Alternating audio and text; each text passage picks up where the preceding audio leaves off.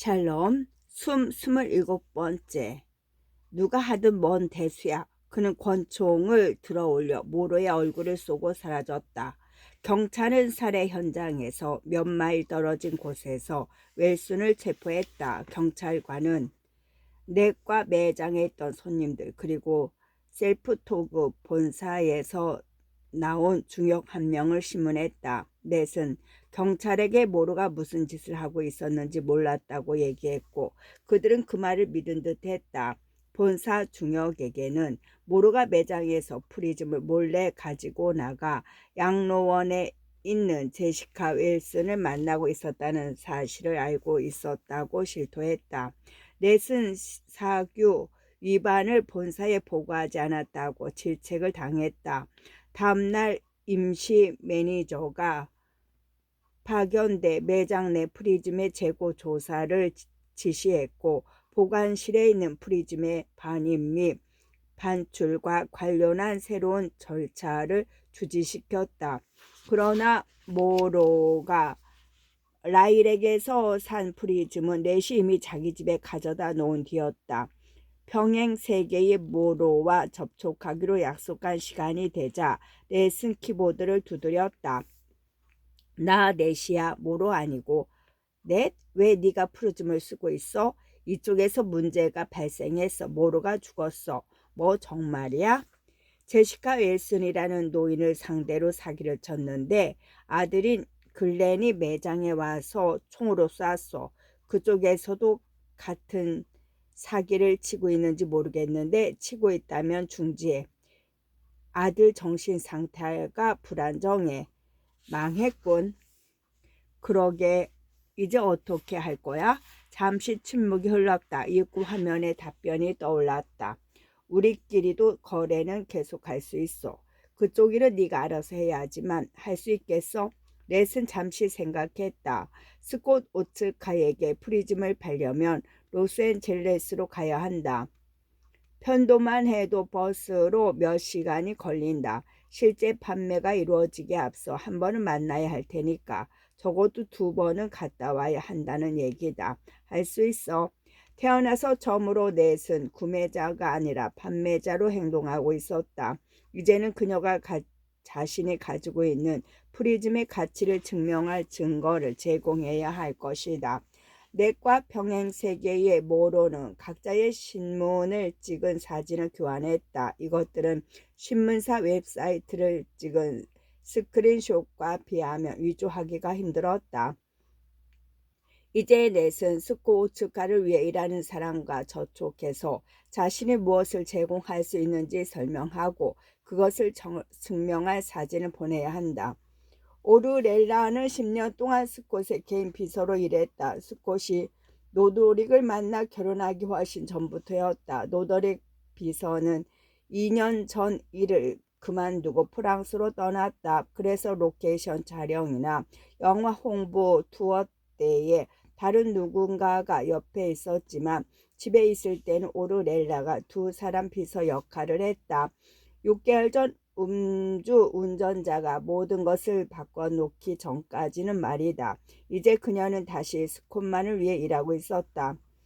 오르렐라는 그 사고 전까지만 해도 프리즘에 별 관심이 없었다.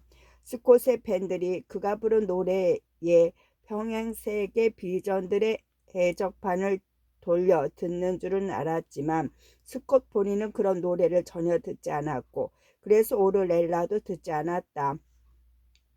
노도리가 그가 주연한 영화도 같은 경우였다. 그러나 그 사고 이후 그녀는 프리즘 데이터 브로커들의 광고 세례를 받고 있었다. 지금 구독 신청을 해서 로더릭 페리스가 살아있었으면 만들었을 영화들을 확인하세요.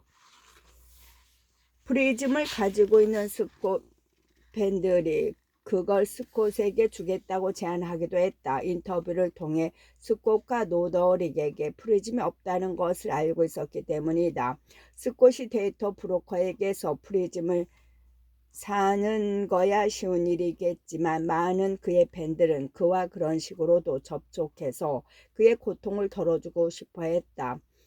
오르렐라는 스콧이 프리즘 생각을 해봤다는 것을 알고 있었다. 살아있는 로더릭의 모습을 다시 볼 수만 있다면 스콧은 무엇이든 아낌없이 내놓았을 것이다. 그러나 명백히 문제가 있었다. 그 사고가 아예 일어나지 않았고 그의 남편이 노더릭이 여전히 살아있는 모든 평양 세계에는 스콧의 평양자이기도 함께 존재했다. 스콧은 아무 일 없이 행복한 결혼 생활을 하고 있는 커플의 삶에 끼어든 슬픈 연임, 재앙은 불시에 찾아온다는 사실을 상기시키는 불청객이자 연회장에 나타난 유령과 다름없는 존재가 되어버릴 것이다. 그것은 스콧이 원하는 바가 아니었다. 설령 평행 노더릭을 볼 수 있다 해도 동정이나 두려움의 대상이 되고 싶지는 않았다. 그러나 오르렐라가 가장 최근에 받은 제안은 달랐다. 스콧의 평행자가 죽었고 슬픔에 빠진 노더릭만 존재하는 평양 세계에 연결된 프리즘이 있다는 얘기였다. 그거라면 스콧도 관심을 보인지 몰랐다. 그러나 오르렐라는 먼저 사실 여부도 확인하지 않고 스콧에게 알릴 생각은 없었다. 첨부된 사진 파일은 물론 전문가에게 의뢰해 조사를 마쳤다. 전문가는 명백한 위조 사진이라고 볼 수는 없다고 했지만 그 정도 사진은 자기도 만들어낼 수 있기 때문에 사진만 가지고는 어떤 증거도 되지 못한다고 했다. 오르렐라는 판매자에게 문제의 세계에 있는 자신의 평양자아와 먼저 얘기를 해보고 싶다는 답변을 보냈고 둘은 직접 만나서 그러기로 합의했다. 판매자가 도착했을 때 그녀는 조금 놀랐다. 렛은 남자라고 지레 짐작하고 있었는데 프리즘을 가지고 현관문에 나타난 것은 여자였다. 넷은 마른 몸에다 노력하면 얼마든지 예뻐 보일 수 있는 외모였지만 어딘가 슬픈 느낌을 주었다. 오랫동안 스콧의 비서로 일했기에 기회주의자들을 골라내는 일에는 숙달해 있었지만 넷에게서는 그런 인상을 받지 못했다. 적어도 즉각적으로는. 한 가지 확실하게 해둘게요. 오르넬라는 집 안으로 들어온 넷에게 말했다. 오늘 스콧을 만나지는 못해요. 어차피 집에 있지도 않고 내가 보고 마음에 들면 그때 다시 약속을 잡을 거예요. 물론이죠. 저도 그렇게 생각하고 있었어요. 넷이 말했다. 그녀는 마치 자기가 지금 하고 있는 일에 대해 미안해하는 기색마저 풍겼다. 오르렐라는 커피 테이블에 프리즘을 올려놓으라고 했다. 우선 넷이 지편에 있는 사람과 텍스트로 얘기를 나눴다. 그런 다음 그녀는 화면을 연상 모드로 바꾸고 오르렐라 쪽으로 프리즘을 밀었다. 화면에 얼굴 하나가 떠올랐다. 그러나 넷의 평행 버전은 아니었다. 마르고 말쑥한 남자였다. 기회주의자이다. 당신은 누구죠? 그녀가 물었다. 모로라고 합니다. 그가 옆으로 비켜났다. 그러자 화면에 다른 버전의 오르렐라가 나타났다. 배경에 보이는 방이 지금 그녀가 있는 방과 같다는 것을 알 수 있었다. 평행자가 입고 있는 옷도 눈에 익었다. 이거 진짜야? 오르렐라가 머뭇거리며 물었다. 거기선 노더릭이 아직 살아있어? 그녀의 평행자하 역시 믿지 못하겠다는 표정을 하고 있었다. 응, 살아있어. 그쪽은 스콧이 살아있는 거야? 응. 몇 가지 질문을 하고 싶어. 아마 내가 하고 싶은 질문하고 같겠지. 두 명의 오르렐라는 자동차 사고에 관한 정보를 교환했다. 사고는 양쪽 세계에서도 같은 날에 일어났다. 같은 영화의 시사회에 가는 길이었고 길은 음주운전자였다. 같은 음주운전자였다. 누가 살아남은지 그것만 달랐다. 오르렐라는 스콧과 얘기해보고 평행자아는 노더릭과 얘기해보기로 했다. 스콧과 노더릭이 승낙하리라는 가정하에 그들은 다음 주에 만날 약속을 정했다. 둘에게 프리즘을 직접 경험하게 하고 구매하고 싶을지 결정하게 할 예정이었다. 그럼 가격 얘기를 해보죠. 오르렐라가 말했다. 지금은 하지 않기로 하죠. 모루가 단호한 어조로 말했다. 당신들 보수가 일단 써본 다음 값을 부르겠어요. 그때 가서 사든지 말든지 하면 되겠죠. 합리적인 전략이었다. 스콧과 로더릭이 프리즘을 사고 싶어 한다면 흥정할 기분은 아닐 테니까 이 모로라는 남자가 이런 거래를 주도하고 있는 게 분명했다. 알았어요. 오르렐라가 말했다. 그럼 그때 가서 얘기하기로 하죠. 그녀는 넷을 향해 프리즘을 밀었다. 넷은 모로와 잠시 얘기를 나눈 후 프리즘을 닫았다. 오늘은 이걸로 끝인 것 같네요. 넷이 말했다. 다음 주에 다시 올게요. 좋아요. 오르렐라가 말했다. 그녀는 넷을 현관까지 배웅해 문을 열어주었다. 넷이 계단을 내려가기 시작했을 때 오르렐라가 물었다. 왜 이번 일에서 나는 당신과 상대하고 있는 거죠? 넷은 뒤를 돌아보았다. 네? 내 평행자는 모로라는 남자와 상대하고 있잖아요. 그런데 왜 나는 이쪽에 모로 대신 당신과 이런 얘기를 나누고 있는 건가요? 넷은 한숨을 쉬었다. 설명하자면 길어요.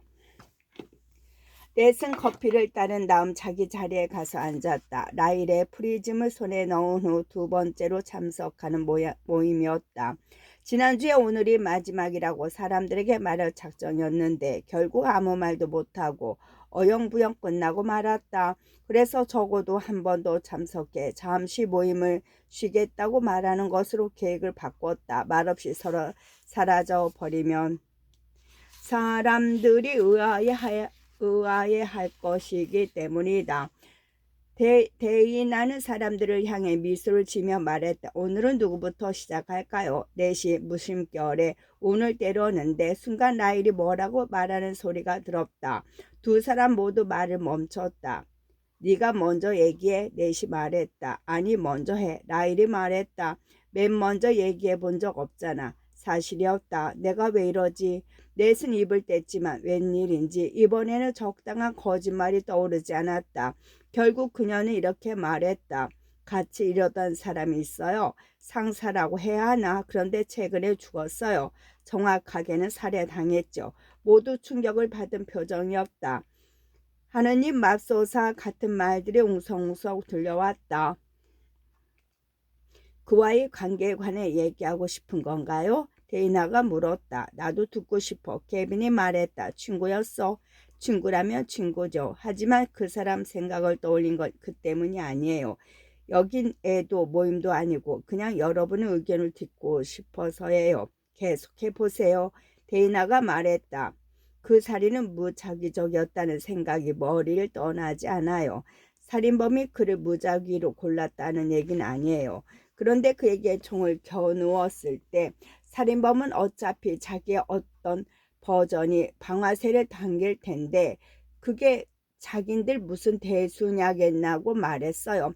다들 들어본 소리일 테지만 전 그 문제를 한 번도 진지하게 생각해 본 적이 없거든요. 근데 지금은 자꾸만 그렇게 주장하는 사람들이 사실은 옳지 않나 그런 생각이 드는 거예요. 좋은 의문이군요. 데이나가 말했다. 우리 모두 그런 소리를 들어봤을 거라는데 동의합니다. 그녀는 사람들을 향해 말했다. 그에 대해 뭔가 하실 말씀이 있는 분이 있나요? 여러분은 누군가 여러분을 화나게 할 때마다 본인이 총을 들고 그 사람을 쏘아버리는 평양 세계가 있다고 생각하나요? 자리나가 입을 열었다. 프리즘이 인기를 끌기 시작하면서 치정 범죄가 늘었다는 기사를 읽은 적이 있어. 엄청나게 증가한 건 아니지만 통계적으로 유의미하다더군. 맞아. 케빈이 말했다. 그 이론이 사실일 수 없는 건 바로 그 때문이야. 얼마 증가하지 않았다고 해도 증가했다는 사실 자체가 그 이론이 틀렸다는 걸 입증해주고 있어. 어떻게? 자리나가 물었다. 모두 양자적 사건은 우주를 분리시켜. 그렇지. 프리즘이 발명되기 전에도 그런 식으로 분기는 계속 일어나고 있었어.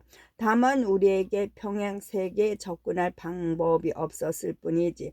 내가 총을 들고 아무나 충동적으로 쏴버리는 평양세계가 언제나 존재하는 게 사실이라면 우리 프리즘이 발명되기 전에도 매일 몇 명 후에 동일한 수의 무작위적인 살인이 매일 발생하는 걸 목격했어야 해.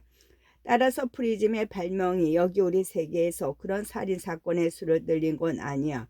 그러니까 프리즘이 보편화된 이래 우리가 더 많은 사람들이 서로를 죽이는 모습을 보고 있다고 해서 그게 우리가 총을 집어드는 세계나 언제나 존재하기 때문이라고 주장할 수는 없어. 무슨 말인지는 알겠어. 자리나는 말했다. 하지만 살인사건이 늘어난 이유는 그럼 뭘까? 케빈은 어깨를 으쓱했다. 모방 자살하고 비슷한 게 아닐까. 다른 사람이 했다는 얘기를 듣고 자기도 하고 싶어하는 심리. 렛은 곰곰이 생각해봤다. 그건 처음 이론이 맞지 않다는 증명은 되지만 왜 틀렸는지에 대한 설명은 되지 않아요. 틀린 거 알면 됐지. 그 이상 뭘 바래? 내 결정들이 의미가 있는지는 알고 싶은 거예요. 의도보다 격한 목소리가 나오고 말았다. 렛은 숨을 한번 들이쉰 다음 말을 이었다. 살인사건에 관해서는 잊어버려요. 어차피 그 얘기를 하고 싶었던 건 아니니까. 내가 궁금한 건 이거예요. 내가 옳은 행동과 옳지 않은 행동을 하나를 선택할 때 다른 평행 세계에서 언제나 두 가지 행동을 모두 선택하고 있는 건가요? 그게 사실이라면 왜 다른 사람들에게 착하게 대해야 하죠? 어차피 딴 곳에서는 못되게 굴고 있기도 할 텐데. 사람들 사이에 잠시 토론이 벌어졌지만 곧 넷은 데이나를 돌아보았다. 당신 생각은 어떤지 얘기해 줄 수 있나요? 그럼요. 데이나는 생각을 가다듬기 위해 잠시 말을 멈췄다. 일반적으로 저는 사람의 행동은 그 사람의 성격과 일치한다고 생각해요. 행동은 기분에 따라서도 달라질 수 있기 때문에 자기 성격과 일치하는 행동이 한 가지만 있는 것은 아니지만 성격과 전혀 일치하지 않은 행동의 수는 그보다 훨씬 많아요. 만약 당신이 동물을 너무나 사랑하는 사람이라면 당신에게 짖었다고 강아지를 걷어차는 평양세계는 없어요. 언제나 법을 준수했던 사람이라면 아침에 일어나서 출근은 안 하고 갑자기 편의점을 터는 세계 역시 없고요. 케빈이 말했다. 갓난애였을 때 분기에서 전혀 다른 인생을 사는 경우들은 어떻게 설명할 건데? 그런 것에는 관심 없어요. 넷이 말했다. 지금까지 살아온 인생을 살다가 어느 순간 선택에 직면한 평양 세계를 얘기를 하고 있는 거예요. 케빈, 원한다면 차이가 아주 크게 벌어지는 경우에 관해서 나중에 얘기하죠. 데이나가 말했다. 아니 괜찮아. 계속해. 네. 자, 상상을 해보죠. 양자택일을 해야 하는 상황에 놓였는데 어느 쪽의 행동도 당신 성격과 일치해요. 예를 들어 계산원의 실수로 거스름돈을 너무 많이 준 거예요. 당신은 그걸 돌려줄 수도 있고 안 돌려줄 수도 있어요. 그날 일진에 따라서 어느 쪽을 선택해도 이상할 것이 없다는 뜻이에요. 그럴 경우 당신이 거스름돈을 돌려주는 세계뿐 아니라 그냥 가자는 세계 양쪽이 존재하는 것은 전적으로 가능한 일이에요. 넷은 이렇게 말하면서 그녀가 잘못 받은 거스름돈을 되돌려주는 세계는 존재하지 않으리라는 사실을 깨달았다. 일진이 좋은 날 공돈으로 생겼다면 한층 더 즐거워했을 것이다. 그러나 기억하는 한 그녀는 언제나 그런 인간이었다. 케빈이 물었다. 그렇다면 우리가 못돼 먹은 인간처럼 행동해도 상관없다는 뜻이야? 이 세계에서 그런 못돼 먹은 인간에게 당하는 사람한테는 상관이 있겠지. 자리나가 말했다. 하지만 거시적으로 본다면 이 세계에서 내가 못돼 먹은 인간처럼 군다면 모든 평양 세계에서도 못돼 먹은 행동의 비율이 증가하는 걸까? 수학적인 부분까진 잘 모르겠군요. 데이나가 말했다. 하지만 분명 선택은 중요하다고 생각해요. 당신이 내리는 모든 결정은 당신 성격의 일부가 되고 당신이라는 사람은 형성하니까요. 당신이라는 사람을 형성하니까요. 만약 당신이 잘못받은 거스름돈을 언제나 돌려주는 사람이 되기를 원한다면 당신의 지금 행동은 당신이 그런 사람이 될 수 있는지 여부에 영향을 끼칠 거예요. 당신이 일진이 안 좋아서 거스름돈을 돌려주지 않는 평양 세계에는 과거에 분기한 것이라서 당신의 행동은 그런 사실에 더 이상 영향을 끼치지 못해요. 하지만 이 세계에서 당신이 선하게 행동한다면 그것은 여전히 의미 있는 일이죠. 미래에 분기될 세계들에 영향을 끼치기 때문이죠. 당신이 선한 선택을 하는 횟수가 많아질수록 미래에 이기적인 선택을 할 가능성이 줄어들어요. 당신의 일진이 안 좋은 세계에 있다고 해도 말이죠. 그럴듯하게 들리는군요. 하지만 넷은 오랫동안 특정한 방식의 행동을 계속하는 것이 사람의 뇌에 얼마나 깊은 각인을 남기는지에 대해 생각했다. 의도하지 않아도 자꾸 같은 습관에 빠져드는 것은 바로 그 때문이었다. 그러기가 쉽지 않아요. 쉽지 않다는 건 알아요. 데이나가 말했다. 하지만 원래 질문을 기억하세요. 우리가 다른 평양 세계에 관해 알고 있는데 좋은 선택을 하는 것이 가치가 있느냐 하는 문제 아니었나요? 저는 단연코 가치가 있다고 생각해요. 우리 누구도 성인 군자는 아니죠. 하지만 우리 모두 더 나은 사람이 될 수 있어요. 선한 일을 할 때마다 당신은 다음번에도 선한 일을 할 가능성이 많은 인물로 스스로를 만들어가고 있는 거예요. 그런 의미가 있는 일이죠. 그건 의미가 있는 일이죠. 게다가 당신은 이 세계에 있는 당신의 행동만 변화시키고 있는 게 아니에요. 미래에 분개할 당신의 모든 버전들에게도 그런 변화를 심어주고 있는 거예요. 더 나은 사람이 됨으로써 당신은 미래에 분기될 더 많은 평양 세계에도 더 나은 버전의 당신들이 살고 있을 가능성을 보장하고 있는 거예요. 더 나은 버전의 넷, 고마워요. 넷이 말했다. 바로 그걸 찾고 있어요. 오르렐라는 넷과 스콧이 만나면 분위기가 어색해지리라는 것을 알고 있었다. 하지만 실제 상황은 상상했던 것 이상으로 이상했다. 스콧은 사고 후 몇 달 동안은 가족이나 친한 친구를 제외하면 외부와는 접촉을 끊고 살았고 공인의 가면을 쓰는 일에도 더 이상 익숙하지 않았다. 살아있는 노더릭을 다시 볼 수 있다는 희망은 그를 평소보다 한층 더 불안하게 만들었다.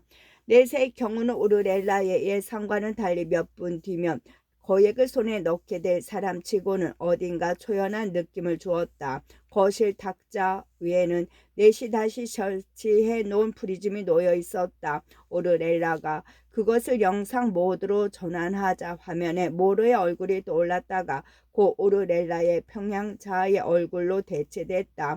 오르렐라 못지않게 불안한 표정이었다. 한순간 오르렐라는 모든 것을 취소하고 싶은 충동을 느꼈다. 스콧이 더 큰 상처를 입게 될 것이 두려웠기 때문이다. 그러나 이런 기회를 놓칠 수 없다는 사실도 알고 있었다. 그녀가 옆에 소파에 앉으라고 스콧에게 손짓했다.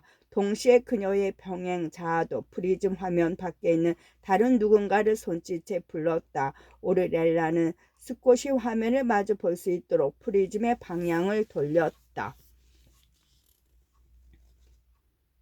이중으로 낯익은 얼굴이 화면에 떠올라 있었다. 첫 번째 이유는 그것이 노더릭이기 때문이었고 두 번째 이유는 그의 얼굴이 몇 달 동안 슬픔으로 초췌해져 있었기 때문이다.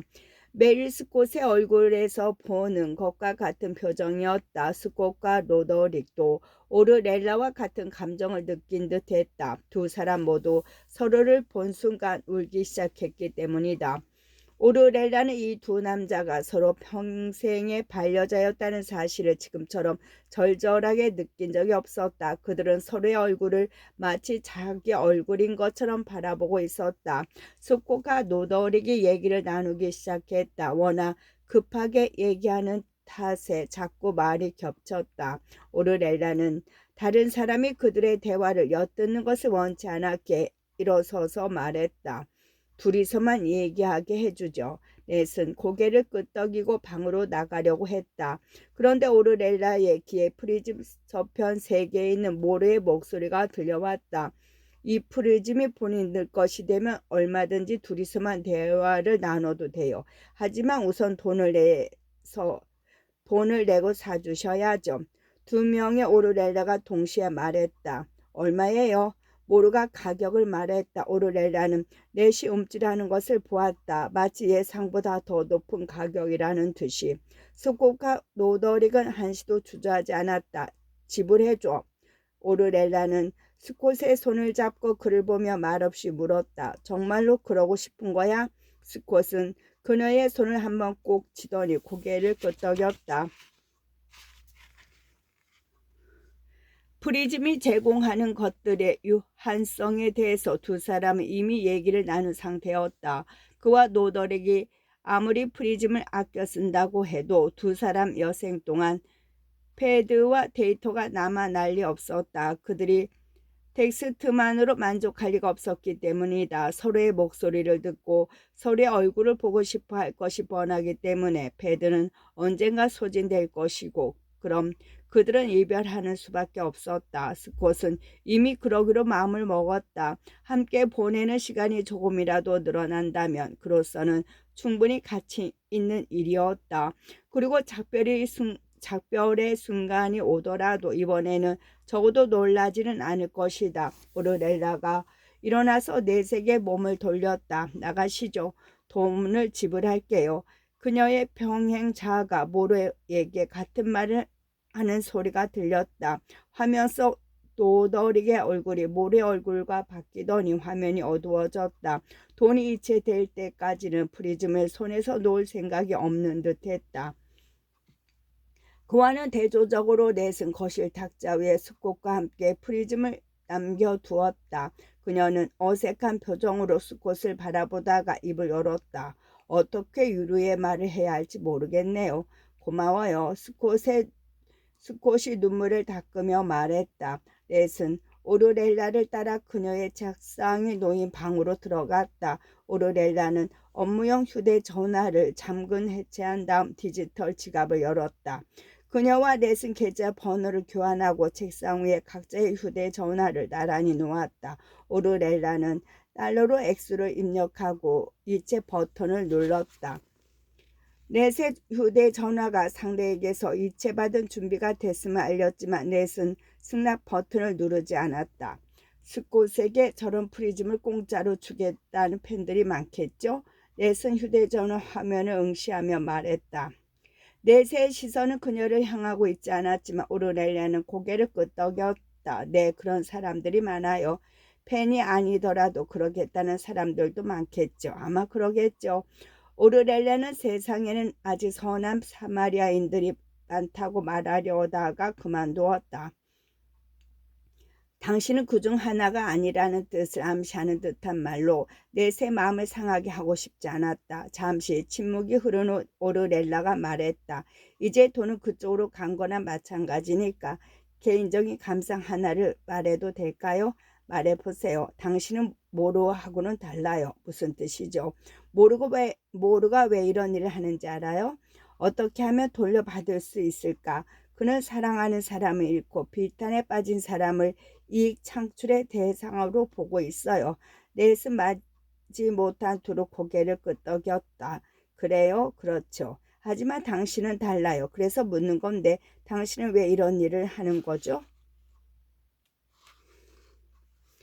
누구에게나 돈은 필요한 법이니까요. 오르렐라는 용기를 내서 솔직한 질문을 던져보기로 했다. 이런 말을 하게 돼서 미안하지만 돈을 벌려면 이런 일보다는 더 나은 방법들이 있지 않을까요? 미안할 거 없어요. 나도 계속 같은 생각을 하고 있었으니까. 오르렐라는 이 말에는 어떻게 반응해야 할지 알 수 없었다. 결국 이렇게 말했다. 스콧은 당신이 해준 일의 대가로 기꺼이 돈을 줄 거예요. 하지만 돈을 받는 게 내키지 않으면 억지로 받을 필요는 없어요. 넷은 손가락의 승낙 버튼 위에서 머뭇거렸다. 끝.